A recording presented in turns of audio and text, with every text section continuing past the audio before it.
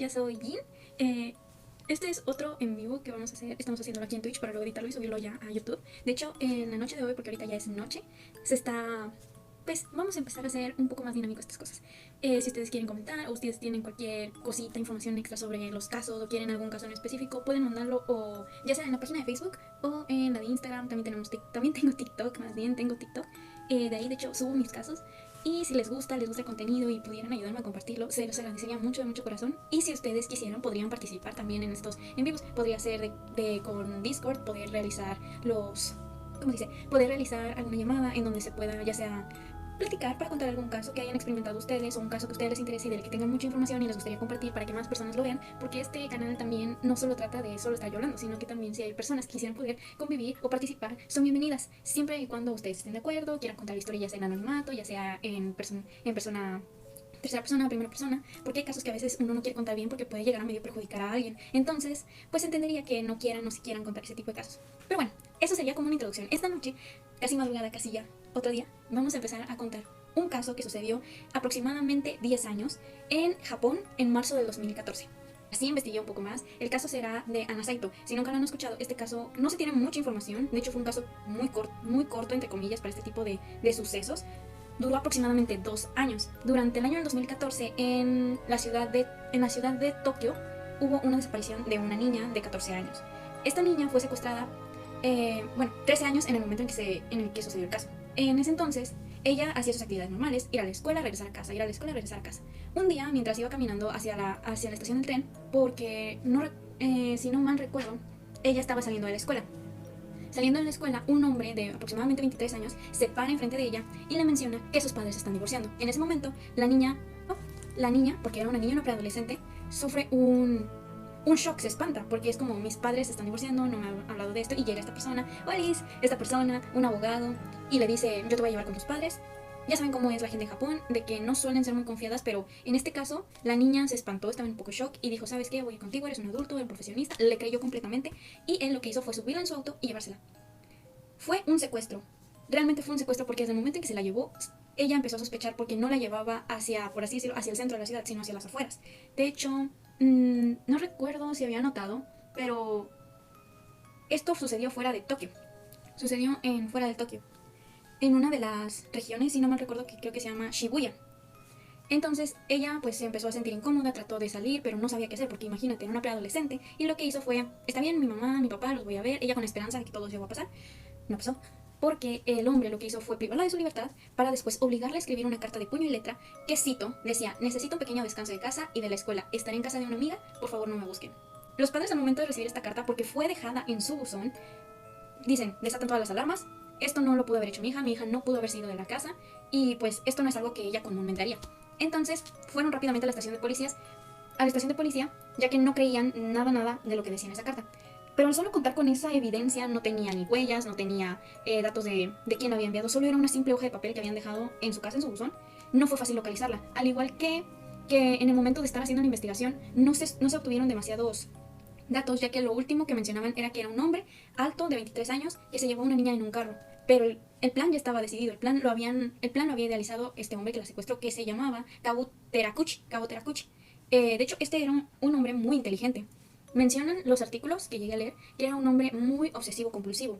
De hecho, él era tan inteligente que consiguió una beca para irse a Estados Unidos y ahí estudiar ingeniería aeronáutica, si no mal recuerdo. Y de ahí se regresó a Tokio para seguir con sus estudios. De hecho, sí lo logró, sí consiguió salir con sus estudios con muy buenas notas, pero también mencionan que él era demasiado obsesivo, no solo con las cosas académicas, con las cosas que tenían que ver con relación a sus gustos, por ejemplo la aeronáutica, sino que también era obsesivo con las personas.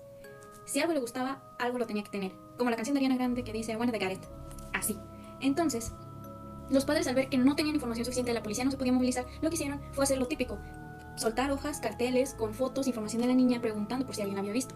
Al inicio la búsqueda fue muy difícil, porque para empezar, les digo, estaba en una ciudad, se la llevaron a otra, o una jefatura, otra región, no sé bien cómo se manejan esas cosas en Tokio, pero se la llevaron de un lugar a otro, donde ella, pues de plano no la conocían, y pues ella tampoco conocía. Y esto es importante, ¿por qué? Porque al momento de ser secuestrada, las primeras 3 semanas, ella logró escapar.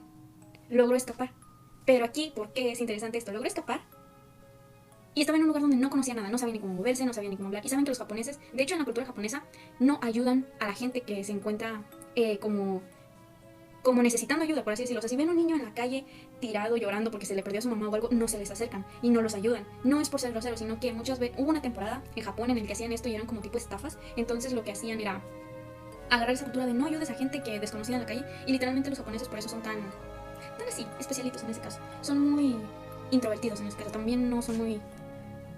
Los japoneses no son como en los animes. Lo voy a calcar así. No son así.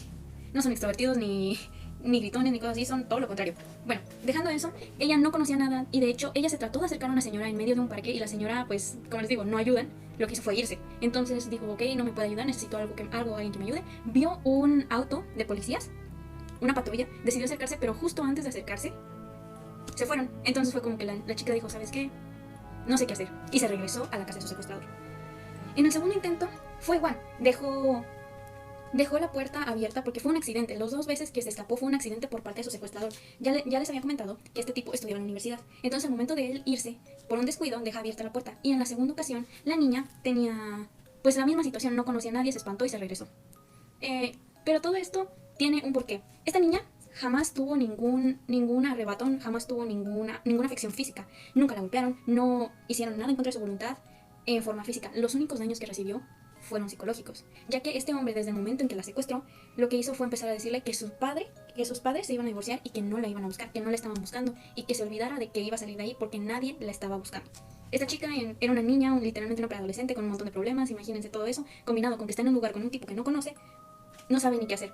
De hecho, también mencionan los artículos que este hombre le daba bebidas alucinógenas preparadas con plantas especiales, o sea, tipo té con plantas japonesas, que lo que hacía era primero decirle, nadie te va a buscar, nadie te está buscando, olvídate de eso, y le daba la bebida. La ponía loca, pero nunca le hizo nada, solo el daño que le provocó fue psicológico. De hecho, eso era una cosa que alegaban mucho en el momento del juicio, que él nunca le hizo ningún daño, por así decirlo, de otro tipo. Pero como quiera el daño psicológico lo dejó. Y sobre todo porque este tipo realmente estaba mal, porque él lo que quería era secuestrar más personas para no hacerles daño físico, sino hacerlos sentirse como él se sentía, solo y vulnerable. Porque era de los, si yo no puedo ser feliz, nadie lo es.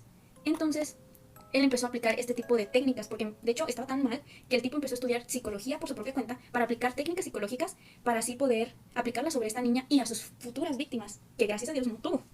Entonces, también se menciona que tenía algún tipo de técnicas de la mafia japonesa, los yakuza, para tratar de hacerlo. Pero él literalmente lo tenía todo planeado. De hecho, él ya tenía pensado cómo lo iba a secuestrar. O sea, no exactamente a Hana Saito, al inicio. Al inicio él ya tenía el plan ideado de buscar un lugar muy lejos de donde él estaba. O sea, de su hogar, por así decirlo. Después investigar zonas cerca de escuelas o de... Pues sí, de escuelas o de parques para tratar de buscar un objetivo. Y al momento de él observar a Hana Saito, él dijo, es ella. Le empezó a investigar sus horarios, a dónde iba, con quién iba, sus amigos y su nombre principalmente. Y ahí fue donde utilizó la excusa de que soy un abogado y te voy a llevar con tus padres porque tus padres se están divorciando. Lo cual todo fue mentira, pero en ese momento la niña creyó. La manipuló muy fácil.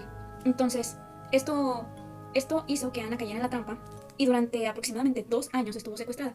Sin embargo, les menciono que hubo 3 intentos de escape. En el tercer intento, que fue en el que logró hacer la escapada correcta, la escapada final, fue cuando... es que se me va la onda. Fue cuando estaba haciendo un invierno en Japón. De por sí Japón es uno de esos lugares donde cae nieve. Ahora imagínense que ella se escapó y solo traía encima una blusa y unas sandalias. Era lo único que tenía puesto. Así se fue de la casa por otro incidente de este chico que dejó la puerta abierta. Lo que ella hizo fue que durante las épocas en las que este chico la torturaba psicológicamente, porque lo que hacía era que a veces la castigaba sacándola de la casa a un como terracita que tenía, y ella ahí fue viendo las calles, fue tratando de aprenderse rutas o formas de escapar, para la próxima vez que ella tuviera una oportunidad, escapar. Y eso fue lo que hizo. Observó todo eso, se lo aprendió, y ahora sí tenía forma de llegar a un lugar donde la pudieran ayudar. Lo primero que hizo fue llegar a una zona de teléfonos públicos, llamó a su madre contestó y de ahí llamaron a la policía. De ahí buscaron a este tipo, porque en ese entonces pues el tipo ya había terminado la universidad, ya estaba más alegre y entre comillas había logrado su objetivo, hacer que la autoestima de esta chica cayera tan bajo que le hiciera tanto daño. Sin embargo, no sabía que ella ya se había escapado y que ella ya estaba la policía en camino a buscarlo. ¿Qué más podría decir de este caso? Al final, solo le dieron, o sea, se lo llevaron. En el juicio solo trataron de alegar que el tipo tenía problemas psicológicos, porque realmente sí tenía problemas. Era autista, eso podría relacionarse un poco con el trastorno obsesivo compulsivo que él tenía, pero también era un antisocial. Entonces, los abogados trataban de abogar por eso, pero realmente no funcionó porque al final y al cabo lo que hizo fue privar de la libertad a una persona y le hizo daño, no físico, porque incluso los vecinos alegaban que jamás escucharon nada raro. De hecho, la tenía tan sometida que ni siquiera habían escuchado que en algún momento hubiera otra persona en el departamento.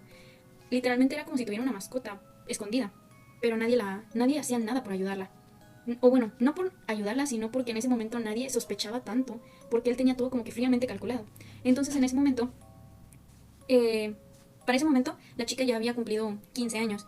De hecho, ella se supone que se iba a graduar.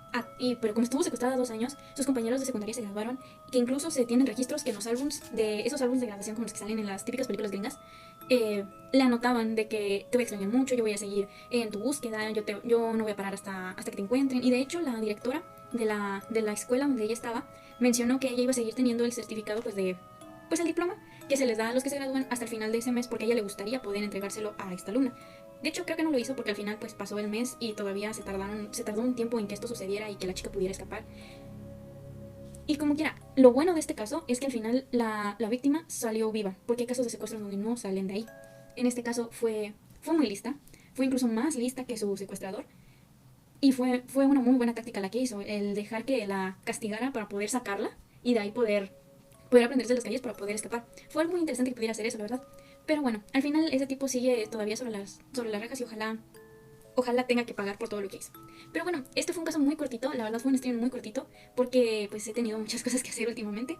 Pero les agradezco muchísimo por haber estado aquí, aunque fuera un rato, y por apoyar este pequeño canal de Twitch que estoy tratando de iniciar y que la verdad pues trato de hacer poco a poquito lo que se puede. Muchísimas gracias y los veré o los leeré en otra ocasión.